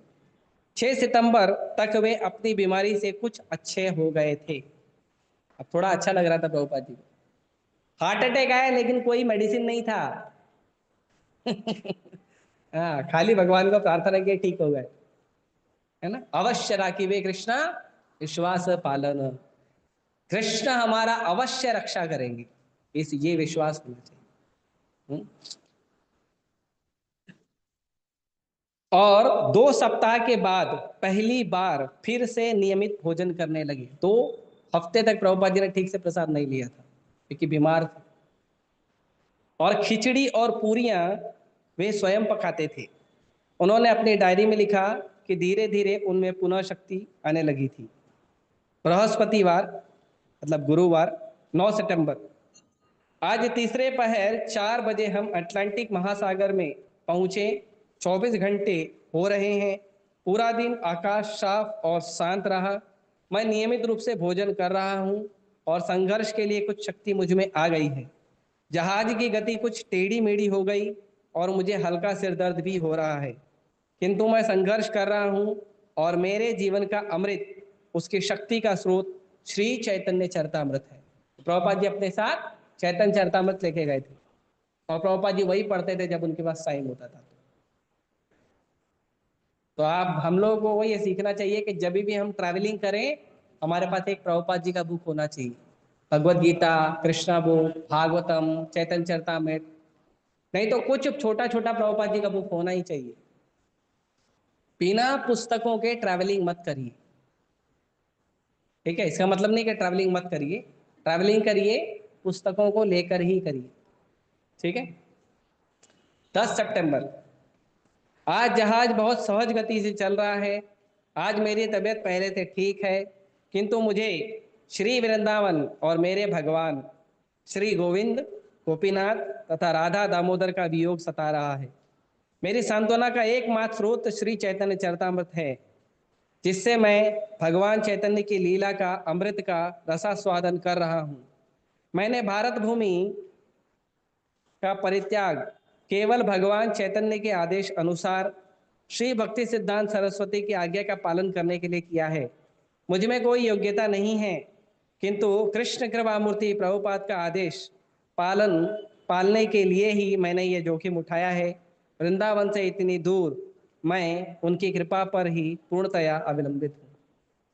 प्रभुपाद जी यही 2 चीज से चल रहे थे, एक तो गुरु महाराज की कृपा और दूसरा चैतन्य चरितामृत। भक्तों के लिए भी, हमारे लिए भी यही आश्वासन होना चाहिए। भक्ति क्यों कर रहे हैं? एक गुरु महाराज का आशीर्वाद और एक प्रभुपाद जी के बुक, बस। और बाकी अपना जो रेगुलर भजन है वो करते रहो, यही आश्वासन है। इसी को लेके पूरे जीवन भक्ति करो, ये भक्तों का आश्वासन। इसीलिए प्रभुपाद जी इतने सारे ग्रंथों को लिखे। जो लोगों को रीडिंग करना नहीं आता, कम से come every day regular lecture सुनिए। ये जो एवरीडे ऑनलाइन लेक्चर है, ये किस लिए किया गया है? ये इसलिए किया गया है ताकि आप लोग को रोज कृष्ण की कथा सुनने का मौका मिले। तो आप चाहे कुछ भी काम कर रहे हो, चाहे रास्ते में ट्रैवलिंग कर रहे हो, चाहे घर में कुकिंग कर रहे हो, या कुछ भी काम कर रहे हो, जूम चालू करो और लेक्चर सुनो, एवरी डे सुनो। हाँ, बिना भूले प्रयास करो, ठीक है।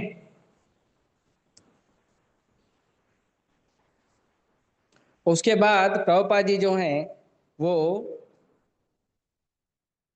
धीरे धीरे आगे बढ़े और प्रभुपाद जी आगे बढ़ के अटलांटिक सागर पे पहुंचे और 1965 में कप्तान पंड्या ने कहा कि मैं अपने पूरे जीवन काल में समुंदर को कभी इतना शांत नहीं पाया। कैप्टन पंड्या लगभग 20 साल से जहाज चला रहे थे, लेकिन हमेशा समुंदर में हिलोरें पड़ती थी। लेकिन जब प्रभुपाद जी को हार्ट अटैक आया और प्रभुपाद जी ने भगवान को प्रार्थना किया, उसके बाद समुंदर शांत हो गया, लहरें आनी बंद हो गई। और कैप्टन पंड्या बोला 20 साल में, मेरे पूरे जीवन काल में मैंने इतना शांत समुद्र कभी नहीं देखा। तो प्रभुपाद जी का उत्तर सुनिए। प्रभुपाद ने उत्तर दिया कि वह शांति भगवान कृष्ण के अनुग्रह के कारण थी। श्रीमती पंड्या ने प्रभुपाद के से आग्रह किया कि वापसी यात्रा में भी वे उनके साथ रहे। प्रभुपाद जी को श्रीमती पंड्या बोलती है कि रिटर्न जहाज में भी आप हमारे साथ ही आ जाओ जिससे वे अटलांटिक को एक बार फिर से शांति से पार कर सके। मतलब बहुत ये होता है ना, लहरें बहुत आती है तो नाव, पूरा नाव ऐसे डोलने लगता है पूरा। और वो उनकी वाइफ बोली कि आप रिटर्न में भी हमारे साथ आ जाओ ऐसा शांत समुद्र का ट्रैवलिंग करना है। चल प्रभुपाद ने डायरी में लिखा कि यदि अटलांटिक ने अपना समान रूप में दिखाया होता तो मैं कदाचित मर गया होता, किंतु भगवान कृष्ण ने जहाज का भार अपने ऊपर ले लिया। 13 सितंबर को प्रभुपाद ने अपने डायरी में लिखा, यात्रा का 32वां दिन, बाटी खिचड़ी पकाई। बाटी और खिचड़ी बनाया था प्रभुपाद जी ने वह स्वादिष्ट लगी, इसीलिए मैं कुछ भोजन कर सका। आज मैंने अपना हृदय अपने साथी भगवान कृष्ण के प्रति खोल दिया है। इस विषय में मेरी रची हुई एक बंगाली कविता है। और प्रभुपाद जी ने एक बंगाली कविता लिखी थी।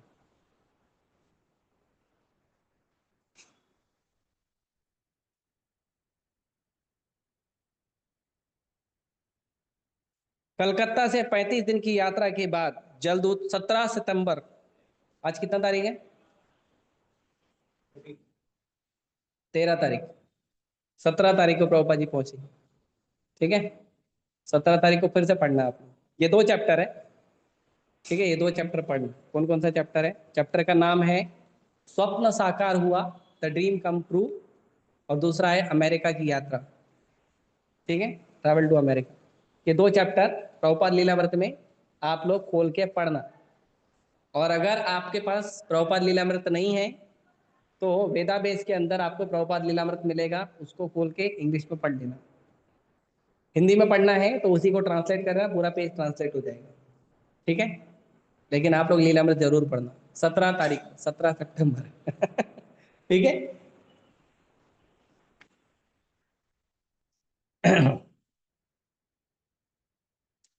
जहाज को न्यूयॉर्क शहर के प्रस्थान करने के पूर्व बोस्टन में थोड़ी देर रुकना था।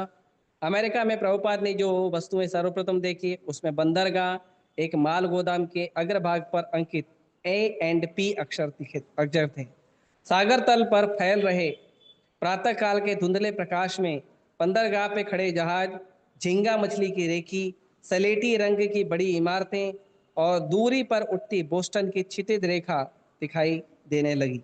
प्रभुपाद जी थोड़ा न्यूयॉर्क पर पहुंचने के पहले बॉस्टन हार्बर पहुंचे थे और बॉस्टन हार्बर में प्रभुपाद जी ने ये सब चीज देखा। और वहां पे प्रभुपाद जी को अप्रवासी शुल्क से गुजरना पड़ा। उनके अनुमति पत्र के अनुसार वे 3 महीने तक रुक सकते थे और एक अधिकारी ने उस पर संभावित प्रस्थान की तिथि मुहर लगा दी। कैप्टन पंड्या ने प्रभुपाद को बोस्टन में, जहां वे कुछ खरीदारी करना चाहते थे, परिभ्रमण के लिए आमंत्रित किया। वे एक पुलिया पार करके एक व्यस्त व्यावसायिक क्षेत्र में गए जो प्राचीन गिरजाघरों, गोदामों, कार्यालयों, शराब घरों, भड़कीली किताबों की दुकानों, रात्रि क्लबों, खान पान गृहों से भरा था। प्रभुपाद ने सरसरी निगाह से नगर का अवलोकन किया, किंतु बोस्टन में उनके अल्पकालिक निवास में की सबसे महत्वपूर्ण घटना इस तथ्य के अतिरिक्त कि अब उनका पदार्पण अमेरिका में हो गया है, यह थी कि उन्होंने कॉमनवेल्थ घाट पर मार्कणे भागवत धर्म नाम का वैष्णव गीत लिखा। प्रभुपाद जी ने वैष्णव गीत लिखा, वो अभी हम पढ़ेंगे 5 मिनट बाद। ठीक है।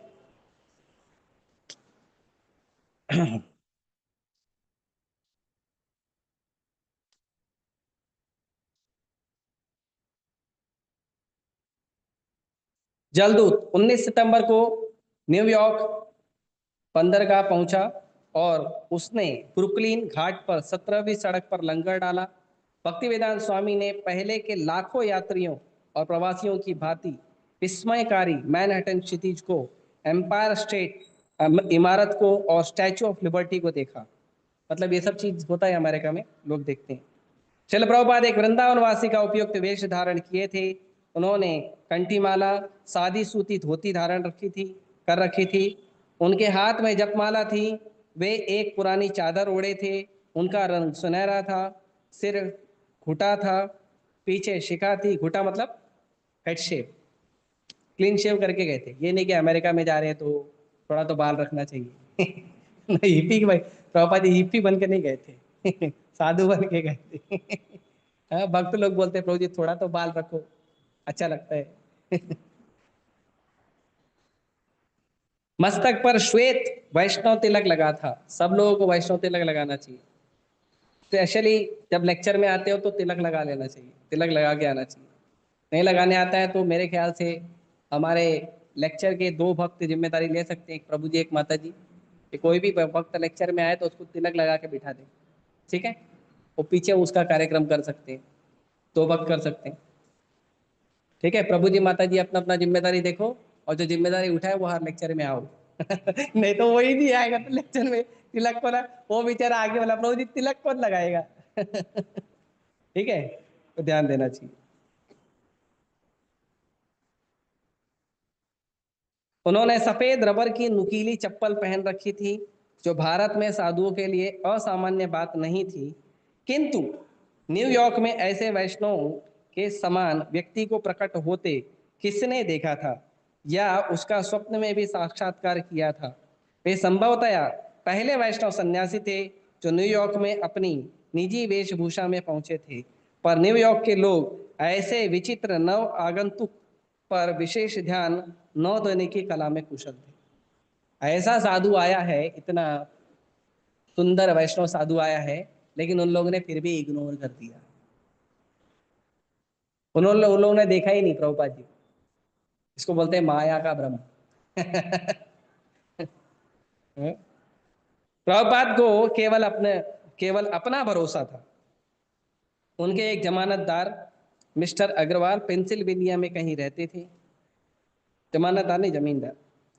प्रभुपाद को लेने अवश्य ही कोई आएगा, यद्यपि जहाज से उतरकर घाट पर आने पर मुझे मालूम नहीं है कि दाएं मुड़ना है या बाएं मुड़ना है। एड्रेस अभी गूगल मैप तो था नहीं। दाएं जाना है क्या बाएं मालूम नहीं। गोदी की सारी औपचारिकताएं पूरी कर लेने पर पेंसिल्वेनिया स्थित अग्रवाल परिवार द्वारा भेजे गए यात्रिक सहायता संस्था का उन्हें एक प्रतिनिधि मिला। उसने प्रभुपाद को मैनहट्टन के सिंधिया टिकट कार्यालय में उसके साथ जाने को कहा, जहां वे अपनी वापसी यात्रा के लिए आरक्षण करा सके। तो वहां पे उतरते ही रिटर्न टिकट का रजिस्ट्रेशन करना पड़ा प्रभुपाद जी। सिंधिया कार्यालय में प्रभुपाद के पास जोसेफ फोस्टर नामक टिकट एजेंट से हुई, जो इस असाधारण यात्री की वेशभूषा, उनके अल्प सामान और प्रत्यक्ष विपन्नता से प्रभावित हुआ। उसे प्रभुपाद को एक पुजारी समझा। सिंधिया के यात्रियों में अधिकतर व्यापारी या परिवार वाले लोग होते थे, इसलिए फोस्टर ने कभी ऐसे यात्री को नहीं देखा था जो भारत की पारंपरिक वैष्णव वेशभूषा धारण किए हो। उसने शिल प्रभुपाद को एक सुखद सज्जन के रूप में पाया, जिसने जलदूत से यात्रा के दौरान प्राप्त उत्तम आवास और सद्व्यवहार की प्रशंसा की। प्रभुपाद ने फोस्टर से भारत लौटने वाले किसी जहाज पर अपने लिए स्थान सुरक्षित करवाने का अनुरोध किया। उनकी योजना 2 महीने में भारत लौटने की थी। उन्होंने मिस्टर फोस्टर से कहा कि वे उनसे संपर्क बनाए रखेंगे। शिला प्रभुपाद के पास नकद 40 रुपए थे, जिसे वे स्वयं न्यूयॉर्क में कुछ घंटों का खर्च कहते थे। इसके अतिरिक्त उनके पास $20 थे, जिसे उन्होंने कप्तान पंड्या को भागवत के 3 खंड बेचकर प्राप्त किए थे। उनके हाथ में छाता तथा एक सूटकेस था और आगे आगे यात्रिक जहाज सहायता या का प्रतिनिधि था। इस तरह वे पोर्ट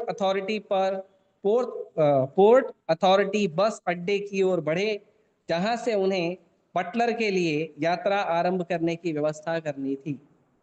तो अब प्रभुपाद जी अमेरिका पहुंच गए। प्रभुपाद जी के पास पैसा नहीं था। जो 40 रुपया है वो इंडियन 40 रुपया था, जो अमेरिका में नहीं चलेगा। मतलब उस समय के हिसाब से कुछ 6-7 डॉलर होगा। और वो इंडिया के करेंसी में था, तो अमेरिका में यूज नहीं कर सकते थे। और प्रभुपाद जी के पास पैसा नहीं था, तो उन्होंने कैप्टन पंड्या को बोला कि आप जो है मेरा एक सेट भागवतम खरीद लो। एक सेट मतलब first canto. First canto Prabhupada ji ने 3 भाग में बनाया था। एक ही सेट फर्स्ट कैंटो ही था प्रभुपाद जी के पास। तो प्रभुपाद जी ने फर्स्ट कैंटो को 3 भाग में बना के एक सेट भागवतम जो है वो कैप्टन पंड्या को खरीदने बोला। तो कैप्टन पंड्या ने वो एक सेट खरीदा। तो उसने पूछा प्रभुपाद जी को कितना रुपया हुआ इसका। प्रभुपाद जी ने बोला $17। तो उसने $20 दिया कि आप रहो एक्स्ट्रा डोनेशन दो, ठीक है, और आगे का यात्रा आप करो। फिर उसके बाद प्रभुपाद जी बटलर गए और फिर वहाँ पे गोपाल अग्रवाल और शैली अग्रवाल के घर पे रुके और फिर वहाँ से आगे का प्रचार शुरू हुआ। ठीक है, प्रभुपाद जी अमेरिका पहुँच गए। आप लोग अमेरिका में हो अभी। देखो आप लोग को अमेरिका लेके आए हुए है ना। अभी आप लोग को कोई पूछेगा कभी विदेश गए तो बोलने का गए थे, 13 सितंबर 2025 को अमेरिका में गए थे। ठीक है। तो प्रभुपाद जी ने एक बहुत सुंदर ही बॉस्टन हार्बर पे बहुत सुंदर वैष्णव गीत लिखा है। हम उसको पढ़ेंगे और उसके बाद हम प्रसाद खाएंगे तुरंत फटाफट। ठीक है। किसी को प्रश्न उत्तर पूछना है तो सिर्फ 2 भक्तों को अलाउ किया जाएगा, वो कीर्तन के बाद। ठीक है। तो आप लोग मोबाइल निकाल लीजिए और मोबाइल में मैंने वो कीर्तन डाला है। डाला है कि नहीं डाला, अभी डालना बाकी। देखो भक्ति वर्धन में डाल देता हूँ।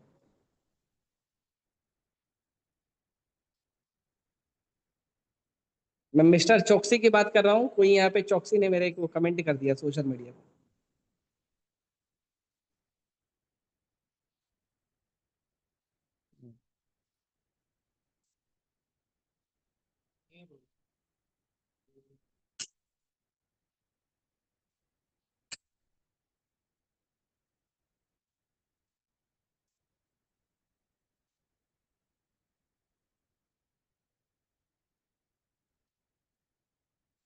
आएगा आएगा।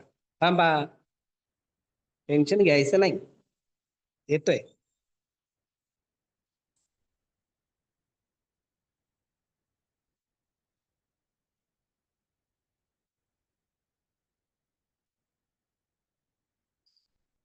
हरी।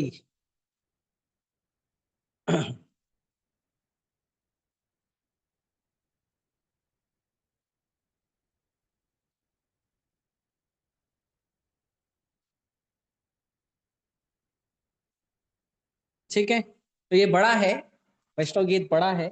हम एक ही बार रिपीट करेंगे, ध्यान से सुनना और रिपीट करना। ठीक है।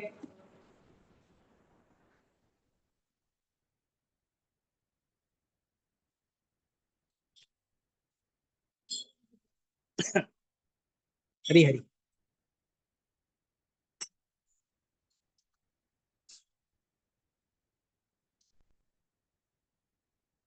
सब लोग निकाल लिए। माता जी, प्रभु जी, प्रभु जी फास्ट है थोड़े। हरे कृष्ण।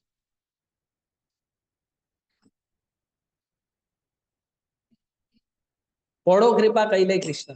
बी, बी में आएगा। बड़ो कृपा कैले कृष्ण।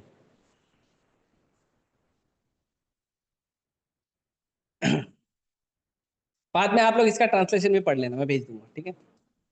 वो बीच में भागवतम का था, 4-5 श्लोक है, वो नहीं पढ़ेंगे। फिर प्रभुपाद जी ने जो गीत लिखा है वो पढ़ेंगे। भागवतम के श्लोक के साथ आप लोग बाद में पढ़ना, ठीक है, कि उसको पढ़ेंगे तो और लंबा हो जाएगा, ठीक है। हरे कृष्ण। शिल प्रभुपाद की बड़ो कृपा कइले कृष्ण मेरा बड़ो कृपा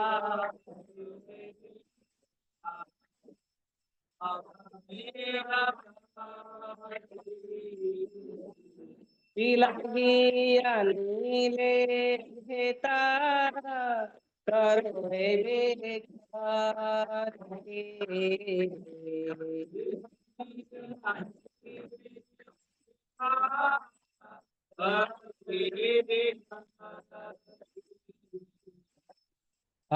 के चो कार्य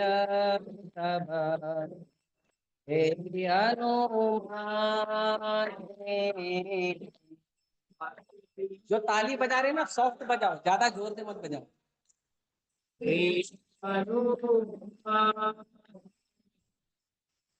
नहीं केनो हानि बिना हे योगस्थान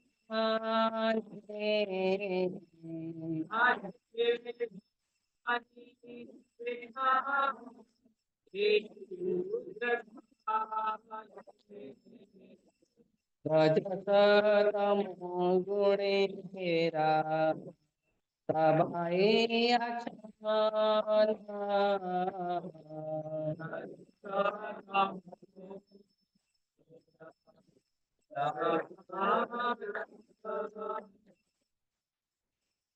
वासुदेव कथा रुचे नाहिते प्रस्थान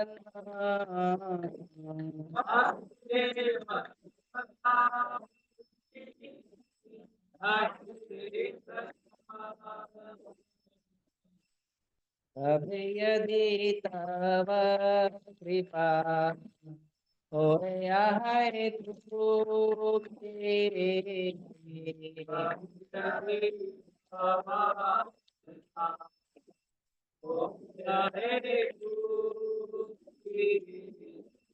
सकल संभव होया तुम से कौतुक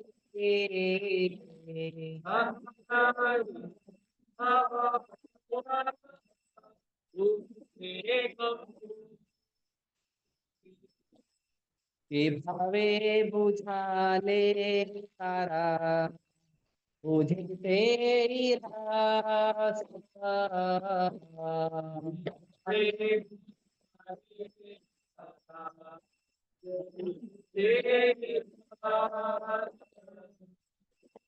एक कृपा करो प्रभु करनी जब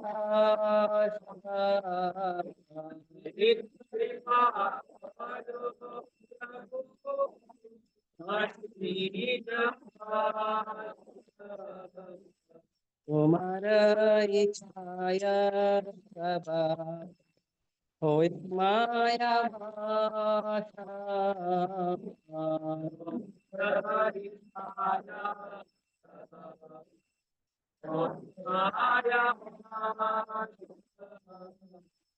तुम्हारा इच्छाया नाश माया पदाश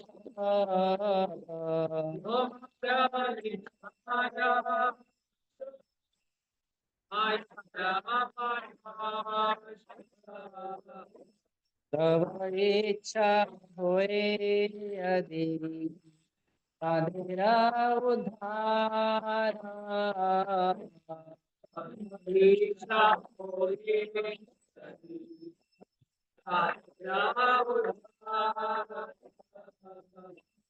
बुद्धि दे निश्चय तबे कथा से तुम्हारा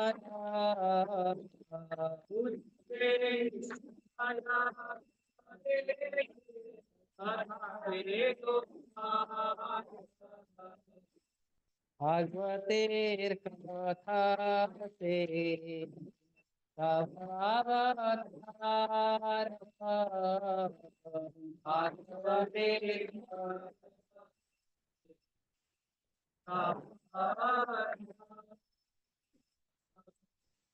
फिर हरे सुने यदि संसार भार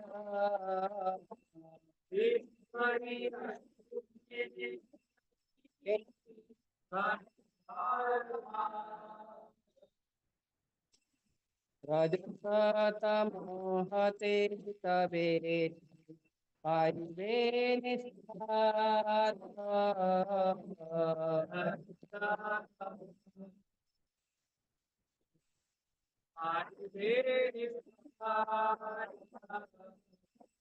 हृदय प्रसव कुछ बेटा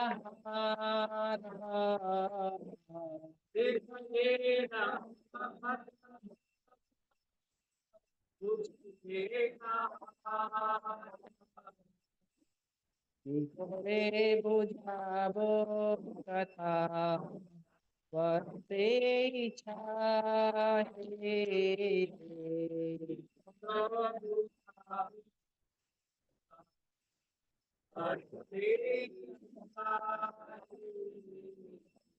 शूद्राणि देना देना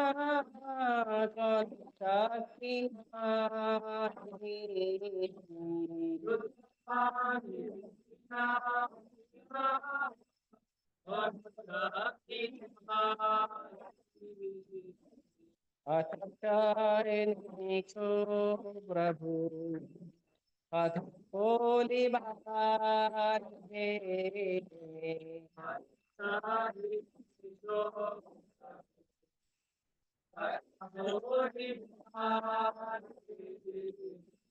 ये तुम्हारा इच्छा प्रभु तो यही बात है।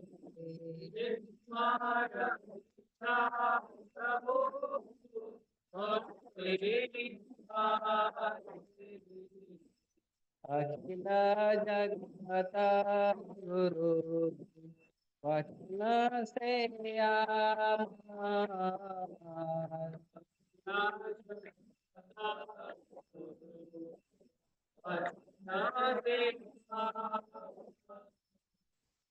अलंकृत कोरी बार क्षमता तुम्हार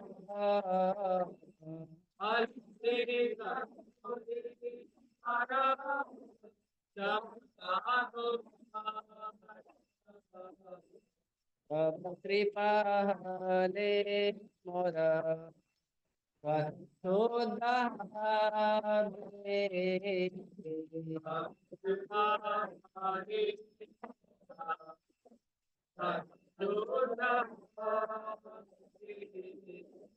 सोनिया सभार टोकरा सुख दे गुजरी दे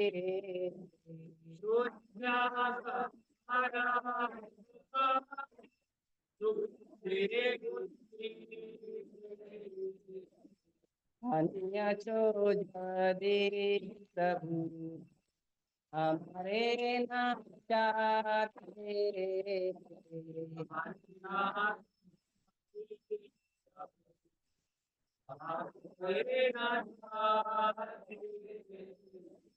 ना चाहो ना चाहो प्रभु ना चाहो से माते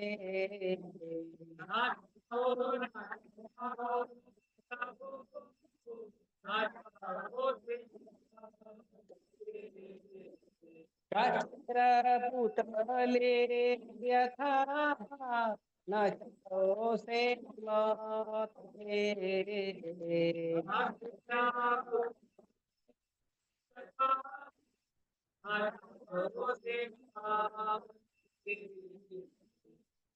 नहीं भेद नहीं नाम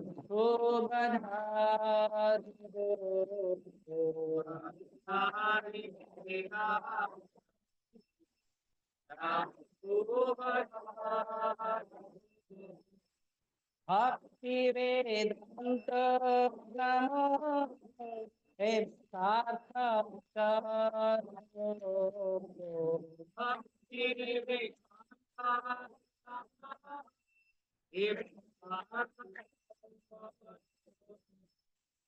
और कृपा मिले कृष्ण आधुनिक प्रभा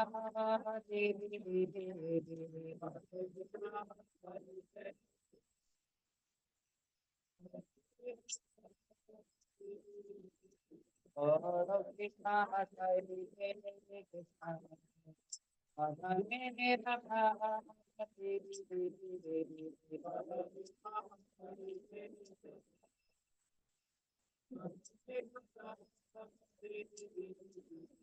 हरे कृष्णा हरे कृष्णा कृष्णा कृष्णा हरे हरे हरे राम हरे राम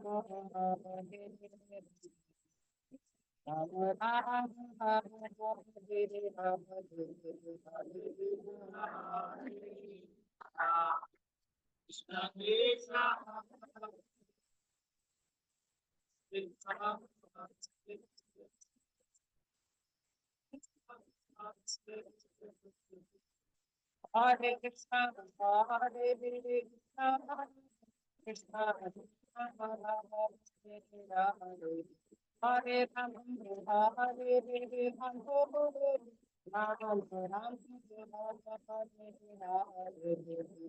कृष्णा हरे कृष्णा कृष्णा कृष्णा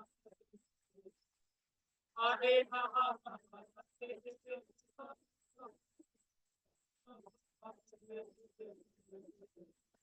हरे कृष्णा हरे हरे राम हरे राम राम राम हरे हरे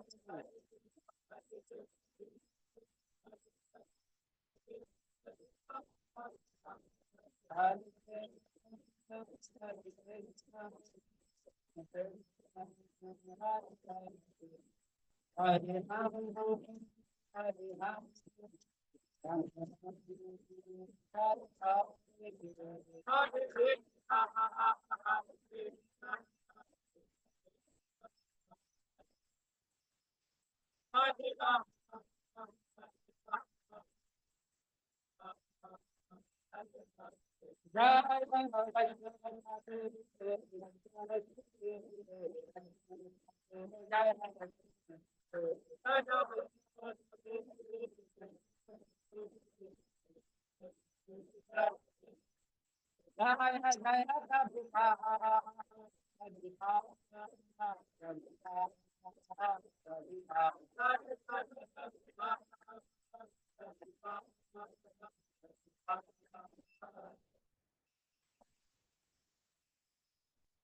श्री हरिनाम संकीर्तन की जय, श्री प्रभुपाद की जय, मार्कंडे भागवत धर्म की जय। ओके, लेट हो चुका है, प्रश्न पूछना है कि हम माइंड अप करें? ठीक है, पूछो जल्दी जल्दी। Only 2 question, only 2 people. किसी का प्रश्न है?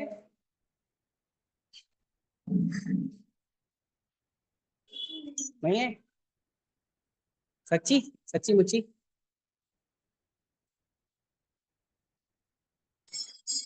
भगवत गीता और भागवतम में अंतर ये है, दोनों ही कृष्ण कथा है। भगवत गीता को कृष्ण ने कहा है और भागवतम को कृष्ण के भक्तों ने कहा है। भगवत गीता कृष्ण ने कहा है जो हमारे लिए है, हमें क्या करना है, और भागवतम में कृष्ण ने क्या किया है, कृष्ण के भक्तों के साथ कृष्ण के क्या संबंध है, वो लिखा है बस। वैसे दोनों कृष्ण कथा है, दोनों कृष्ण कथा। कृष्ण कथा का मतलब है भागवत और भगवद गीता, चैतन्य चरितामृत, सब। यस बताओ।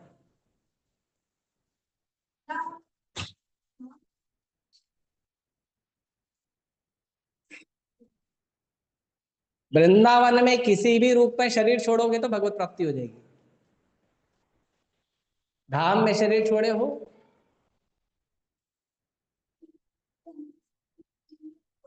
तो वृंदावन में शरीर छूटेगा कैसे?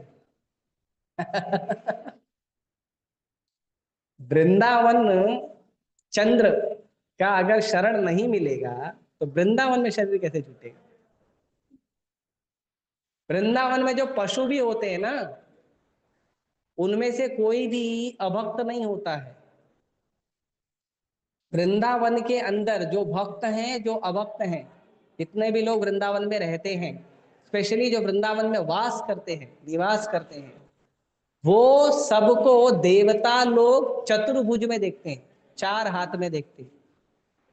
मतलब वो सब देवताओं को विष्णु दूत दिखते हैं। कोई जानवर हम लोग देखते, कुत्ता बिल्ली है ना, ये हम लोग देखते हैं, बकरी गधा हम देखते हैं। वो लोग सिर्फ चतुर्भुज 4 हैंडेड विष्णु फॉर्म देखते हैं। मतलब वो उनका आखिरी जन्म होता है, वो निकल जाएंगे, इस जन्म के बाद वो चले जाएंगे भगवत धाम। तो मनुष्य की क्या बात करोगे आप, सब भगवत धाम जाते हैं। परंतु वृंदावन में शरीर छोड़ना इतना आसान नहीं है। और दूसरी बात यह है कि वृंदावन का मतलब है जहां कृष्ण है, जहां कृष्ण के भक्त है, वो वृंदावन है। ये जो शिव जी का मंदिर है, ये भी वृंदावन है। यहाँ पे कृष्ण भगवान है, उनकी सेवा की जाती है। ये अयोध्या है, वहां पे श्री राम जी है, उनकी सेवा होती है। ये महाकाल लोक है, यहाँ पे शिव पार्वती है, उनकी सेवा होती है। ये सारे धाम यहीं पे है। हाँ, तो हमें वृंदावन मतलब वृंदावन चेतना, उसको वृंदावन कहते हैं। वृंदावन में इसीलिए अपराध है, वृंदावन में बिजनेस करने के लिए नहीं जाना चाहिए। नौकरी व्यापार धंधा करे, पैसा कमाने के लिए वृंदावन जाए, वो अच्छा भाव नहीं, अपराध है। ठीक है।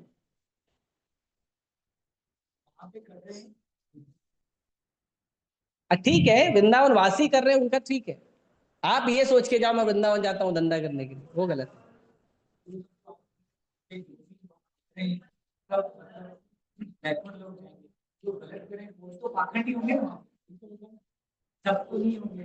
वो हमको नहीं देखना है।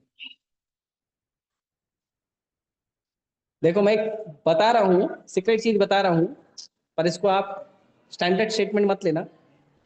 पर ऐसा है, वृंदावन में अगर किसी ने मछली खाया ना, उसको यज्ञ का फल खाने का फल मिलता है, यज्ञ का प्रसाद खाने का फल मिलता है।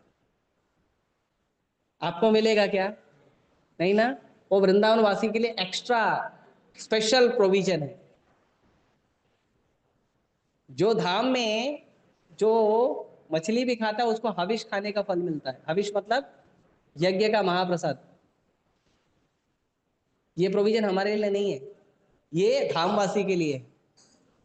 इसके लिए हमको और जितने भी वृंदावन के लोग हैं, या मायापुर के, या जगन्नाथपुरी के, या जो भी धाम के लोग हैं, धामवासी के लिए हमेशा सम्मान रहना चाहिए। हमेशा प्रयास करो उनसे झगड़े में ना उलझो। आप जाओगे उधर 5 रुपए के लिए लड़ाई करो, नहीं आपने मेरा 5 रुपए बोला था, दे दो, 5 की जगह 50 दे दो। डोंट फाइट, समझे? 2-4 रुपए 10 रुपए ले लिया एक्स्ट्रा, दे दो, बी हैप्पी, डोंट फाइट। क्योंकि अगर वो वृंदावन चंद्र को अगर अच्छा नहीं लगा ना, हाँ, फिर देख लेना वो क्या करेंगे, वो लुका लुका उठे। ओके, हरे कृष्णा। चलो प्रभुपाद की जय।